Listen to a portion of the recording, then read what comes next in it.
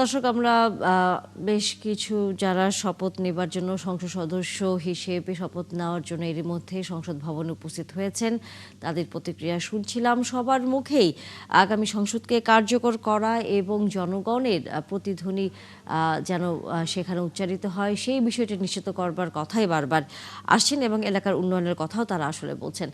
আমাদের সহকর্মীরা বিভিন্ন সংসদ ভবনের বিভিন্ন প্রান্ত থেকে যুক্ত হয়েছেন এবং আমরা আমাদের সহকর্মী মাহিলা ইসলামের কাছে এই মুহূর্তে যেতে চাই। মাহিলা, আপনি যেখানে আছেন সেখানে নিশ্চয়ই যারা শপথ নেবার জন্য আসছেন সংসদ সদস্য হিসেবে, কারণ কিছুক্ষণের মধ্যে আনুষ্ঠানিকতা শুরু হতে যাচ্ছে, তাদের কাছ থেকে আসলে জানা যায় কিনা যে তারা সংসদকে কিভাবে কার্যকর করবেন এবং একই সাথে শুধুই এলাকার উন্নয়ন নয়, এলাকার উন্নয়নের পাশাপাশি দেশের উন্নয়নের জন্য তারা সংসদকে কতদূর সামনের দিনে এগিয়ে নিয়ে যাবেন যাতে সাধারণ মানুষের মধ্যে কোনো ধরনের এই আশঙ্কা বা এই অস্বস্তি তৈরি না হয় যে তারা যাদেরকে নির্বাচিত করেছেন তারা সংসদকে কার্যকর করতে পারছেন না। আপনাকে ধন্যবাদ। যেমনটি বলছিলেন, যারা এখানে আসছেন তাদের কাছ থেকে জানা যায় কিনা যে আগামী সংসদ তারা কিভাবে আসলে পরিচালনা করবেন। আমি যদি একটু দেখাই, 10টা থেকে যেহেতু এখানে শপথ নেওয়ার কথা রয়েছে এই সংসদ ভবনের দক্ষিণ প্লাজার এই জায়গাটিতে, এই জন্য এখন কিন্তু উপচে পড়া সাধারণ নেতাকর্মীদের ভিড় এবং সেই সাথে আগত এমপিদের গাড়িরও খুব ভিড় রয়েছে। যেহেতু এখানে গাড়ি থেকে নেমে অনেকখানি দূর তাদের হেঁটে যেতে হবে ভিতরে, সেজন্য আইন শৃঙ্খলা বাহিনী খুব এখন তোড়জোড় একটি অবস্থায় রয়েছে এবং পাশাপাশি নেতাকর্মীদের তো একটি উচ্ছ্বাস রয়েছে। এই সব মিলিয়ে এখানে একটি মিশ্র প্রতিক্রিয়া অবস্থান রয়েছে। আর একটা কথা বলে রাখি, সেখানে 20 বছর পর বিএনপির এই নির্বাচনে অংশগ্রহণ করা এবং সেই সাথে বিপুল সংখ্যা ভোটে 2/3 ঊর্ধ্বে আসন পেয়ে এই যে বিজয় লাভ করা, নিরঙ্কুশ বিজয় লাভ করা এবং পাশাপাশি এখন তারা আজকে নতুন একটি অধ্যায় শুরু করতে যাচ্ছেন। চুল পড়া অনেক কমে গেছে, থ্যাংক ইউ মা। চুলের ভিটামিন জুই মাল্টিভিটামিন কোকোনাট অয়েল। তারা সরকার গঠন করতে যাচ্ছেন এবং 2 দফায় এই যে শপথ গ্রহণ, তার মধ্যে এখন যে এমপিদের শপথ গ্রহণ হবে এবং বিকেল 4টায় মন্ত্রীদের এবং প্রধানমন্ত্রীর শপথ গ্রহণ হবে।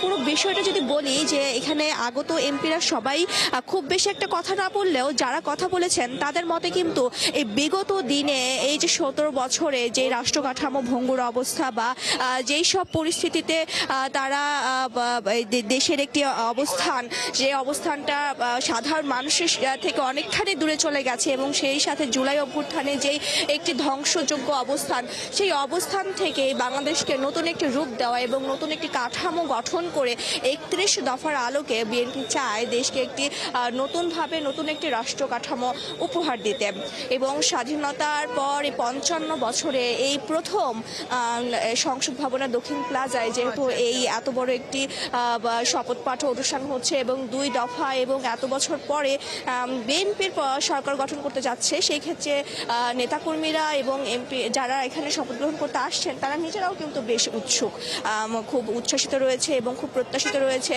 এবং কেউ কেউ বলছেন যে তারা যে আবার এখানে শপথ গ্রহণ করতে আসবেন এবং নতুন করে নতুন বাংলাদেশ গঠনের জন্য তারা যে দেশের দায়িত্ব নেবেন আগামী 5 বছরের জন্য, সেটি আসলে তারা কখনো ভাবতে পারেনি।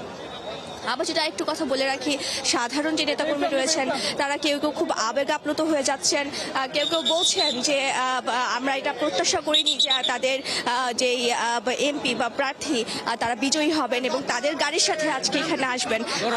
একজনের অনুভূতি জিজ্ঞাসা করি।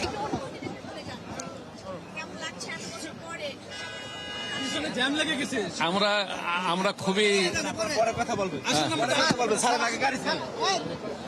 এদিকে আসলে গাড়ি এখানে থামাতে দেওয়া হচ্ছে না এবং আমরা খুব এই প্রত্যাশা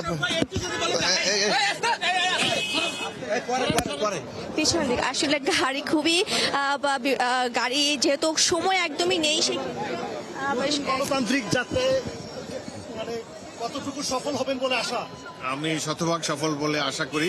তবে সংসদ হলো সরকারি দল বিরোধী দলের সম্মেলনে জাতীয় সমস্যাসমূহ সমাধান করার কথা। আশা করি বিরোধী দল যদি কোঅপারেশন করে এবং জনগণ আমাদেরকে যে 2/3 মেজরিটি দিয়েছে সেটি সদ্ব্যবহার করে বিএনপি জনগণের আশা আকাঙ্ক্ষা পূরণ করতে সক্ষম হবে।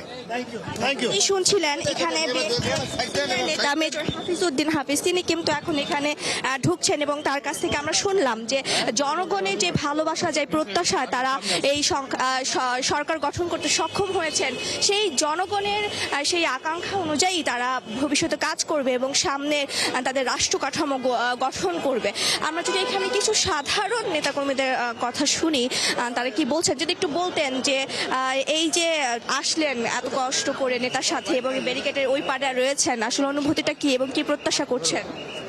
জি, আসসালামু আলাইকুম। খুব ভালো লাগতেছে আজকে হচ্ছে নবনির্বাচিত এমপিদের শপথ গ্রহণ। খুবই ভালো লাগতেছে যে দীর্ঘ 17 বছর পর আমরা আসছি, একটা ঈদের মতো কাজ করতেছে। আমি চাই হচ্ছে আগামী দিনে ওনারা দেশকে নিয়ে সুন্দর একটা অবকাঠামো তৈরি করবে এবং দেশের সাথে কাজ করবে, খালেদা জিয়া শহীদ জিয়ার আদর্শ ধরে রাখবে। বিগত দিনে যদি আমরা আরও ভালোভাবে কাজ করতে পারি, কোনো প্রশ্নবিদ্ধ না হতে পারি। Thank you so much. যেটি শুনছিলেন সাধারণ যে নেতাকর্মীরা সাথে রয়েছেন তাদেরও প্রত্যাশা একই, যে এত কষ্ট করে এত বছর দীর্ঘ বছর পর যে ক্ষমতায় এসেছে, সেক্ষেত্রে জনগণের আস্থা রেখেই বিএনপির এই সরকার জনগণের জন্য কাজ করবে। যেহেতু সময় একেবারেই কম, আর আধা ঘন্টা সময় রয়েছে এই শপথ পাঠের ভিতরে, আরও কিছু আনুষ্ঠানিক বিষয় থাকে, সেই জন্য গাড়িগুলো কিন্তু এখন একদমই থামতে দেওয়া হচ্ছে না। যদি দেখেন একটু, আমরা যদি একটুখানি তারপর চেষ্টা করি যে কে কে আসছেন একটু দেখানোর। এখানে আগে থেকে ভিড় অনেকটাই বেড়ে গেছে এবং সাধারণ নেতাকর্মীদের উপস্থিতিও অনেকখানি বেড়েছে এবং সেই সাথে কেন্দ্রীয় নেতাদের আগমনও কিন্তু শুরু হয়ে গেছে। তারা আসছেন, যেমনটি বলছিলেন মেজর হাফিজউদ্দিন, যে 2/3 ভোট পেয়ে তারা যেভাবে বিজয়ী হয়েছে, জনগণ যেভাবে তাদেরকে বিজয়ী করেছেন, সেই মূল্যায়নটি তারা করবেন এবং তারা সেই মূল্যায়ন অনুযায়ী কাজ করবেন। আমরা যদি এখন আরেকজনের সাথে একটু কথা বলি যে কি বলছেন। রক্ষা করার জন্য সমস্ত রকম চ্যালেঞ্জ বাংলাদেশ জাতীয়তাবাদী দল গ্রহণ করবে। তারেক রহমান স্পষ্টভাবে জানিয়েছেন যে আমরা যারা নির্বাচিত হয়েছে আমরাও কোনো দুর্নীতির মধ্যে জড়িত হব না এবং কোনো দুর্নীতিবাজদের, কোনো সন্ত্রাসদের জায়গা আমাদের মাঝে হবে না। যেভাবে গত সরকার সন্ত্রাসবাদীকে, চাঁদাবাজকে, লুটেরাদেরকে জায়গা দিয়েছে, অভয় অরণ্য করেছিল, আগামী বাংলাদেশ হবে একটা চ্যালেঞ্জিং বাংলাদেশ, যেখানে কোনো সন্ত্রাসী জায়গা হবে না, কোনো দেশদ্রোহী জায়গা হবে না, কোনো হত্যাকারী জায়গা হবে না, যেখানে দলীয়করণে কোনো প্রশাসনিক ব্যবস্থা গ্রহণ করবে না। তারেক রহমান স্পষ্টভাবে সবাইকে জানিয়েছেন। আমরা আশা করব আগামী বাংলাদেশ হবে জনগণের বাংলাদেশ, আগামী বাংলাদেশ হবে দেশের সর্বসাধারণ বাংলাদেশ। যে চিন্তা চেতনার মধ্য দিয়ে স্বাধীনতার পরে উৎসবমুখর একটি নির্বাচন হয়েছে, আমরা সংসদ সদস্যরা তারেক রহমানের নেতৃত্বে তার প্রতি বিশ্বাস থেকে আমরা একটি সুন্দর বাংলাদেশ উপহার দেব ইনশাল্লাহ। যেমনটি শুনছিলেন, আগামী বাংলাদেশ হবে জনগণের বাংলাদেশ, আগামী বাংলাদেশ হবে সকলের বাংলাদেশ। যদিও 17 বছর ধরে বিএনপি এই স্লোগানটি দিচ্ছিল যে তারা এমনই একটি দেশ চায় যে এই দেশে সকলের উপস্থিতি থাকবে, সকলের অংশগ্রহণ থাকবে এবং সকলে মিলে যে দেশ গঠন করবে। তবে কোনো কারণে আগে যে সরকার ছিলেন তাদের সাথে হয়তো কোনো কারণে সেই মিলটি হয়নি, যার কারণে দীর্ঘ এই ত্যাগ, দীর্ঘ এই তিতিক্ষার পর আজ বিএনপি রাষ্ট্র গঠন করার জন্য শপথ গ্রহণে যাচ্ছে এবং আগামী 5 বছরে দেশের সাধারণ মানুষের ভাগ্য নির্ণয়ের দায়িত্ব নিতে যাচ্ছে। আর সেই বিষয়টিতেও যখন আমরা জিজ্ঞাসা করছি নেতাদের যে তাদের প্রত্যাশা কি এবং তারা কি চিন্তা করছে এবং কিভাবে তারা তারাও কিন্তু বলছেন যে তারা দেশের জন্য, দেশের জনগণের জন্যই কাজ করবেন। তাকে যেমনটি বলছিলাম, এখানে উপচে পড়া ভিড় রয়েছে, যেহেতু আর কিছুক্ষণের মধ্যে তাদের শপথ গ্রহণ, সেই শপথ গ্রহণের কাজ শুরু হবে। সেজন্য এখানে বেশ কড়া নিরাপত্তার বিষয় রয়েছে এবং এখানে অনেকে হেঁটেও ভিতরে প্রবেশ করছেন, যেহেতু গাড়ি দিয়ে অনেকখানি দূর হয়ে যাচ্ছে, জ্যাম হয়ে যাচ্ছে। আমরা যদি একটু কয়েকজনের সাথে একটু কথা বলার চেষ্টা করি এখানে, তাহলে যদি একটু দেখি যে তারা কি বলতে চাচ্ছেন। জি, অনুভূতিটা বা যে সরকার গঠন সরকার গঠন করতে চাচ্ছেন, কি নিয়ে কাজ? তো আমার নেতা তারেক রহমানের 31 দফা যে পরিকল্পনা, সংস্কার প্রস্তাব, ওটা নিয়ে কাজ করি। ওটাই জুলাইয়ের চেতনা, ওটাই 71-এর মুক্তিযুদ্ধের আকাঙ্ক্ষা। ওই আকাঙ্ক্ষা নিয়ে আমরা কাজ করবো ইনশাআল্লাহ।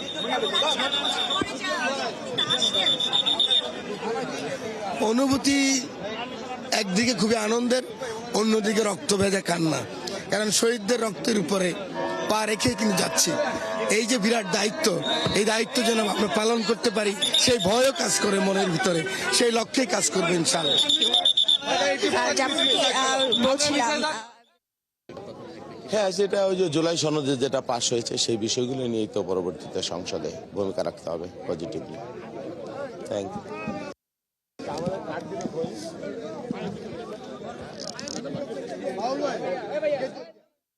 মূল চ্যালেঞ্জ সেটি ধারণ করাই হচ্ছে এখন তাদের মূল লক্ষ্য। তো তানিয়া, এই হচ্ছে এখানকার সার্বিক পরিস্থিতি। এখন যদি দেখাই, এখন একেবারেই বিশৃঙ্খল একটি পরিবেশ সৃষ্টি হয়ে গেছে, যেহেতু সময় খুব একটা বেশি নেই এখানে।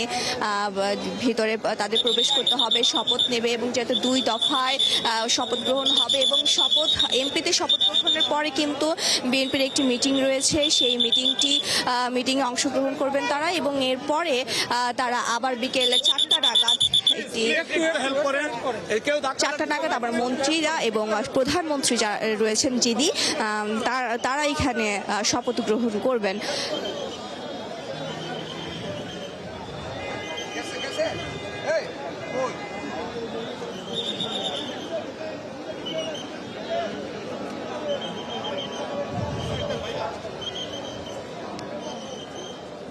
এই জায়গাটা একটু পিছান তো ভাই, একটু পিছান তো, একটু পিছান। হ্যাঁ ভাই, পিছান তো, পিছান পিছান।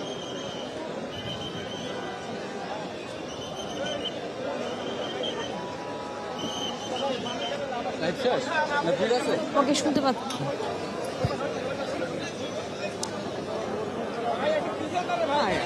দর্শক, আমাদের সহকর্মীরা যুক্ত আছেন আমাদের সাথে। সংসদ ভবনে কিছুক্ষণের মধ্যেই নবনির্বাচিত প্রার্থী যারা সংসদে প্রতিনিধিত্ব করবার জন্য শপথ অনুষ্ঠানে অংশ নেওয়ার জন্য এরই মধ্যে সংসদ ভবনে উপস্থিত হয়েছেন এবং হচ্ছেন। আমাদের সহকর্মীরা সেই খবর নিয়ে যুক্ত আছেন।